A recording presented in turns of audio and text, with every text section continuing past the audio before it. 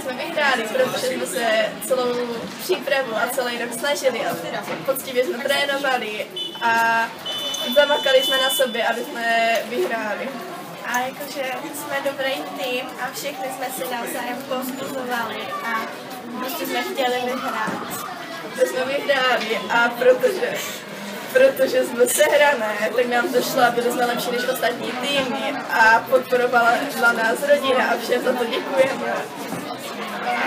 Prostě všichni přišli na ten zápas.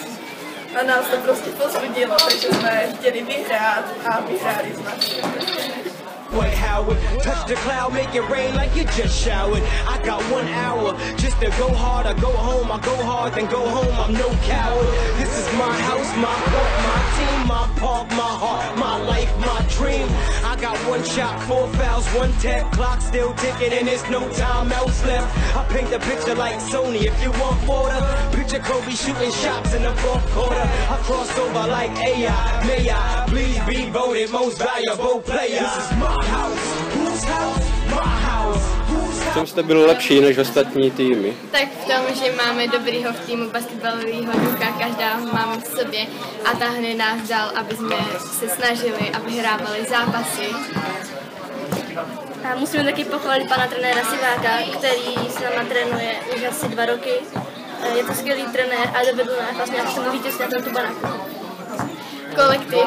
Kolektiv máme dobrý, protože si navzájem vždycky jsme spolu a navzájem se podržíme a vždycky jsme spolu sehrané a snažíme se, aby jsme vyhrávali všichni.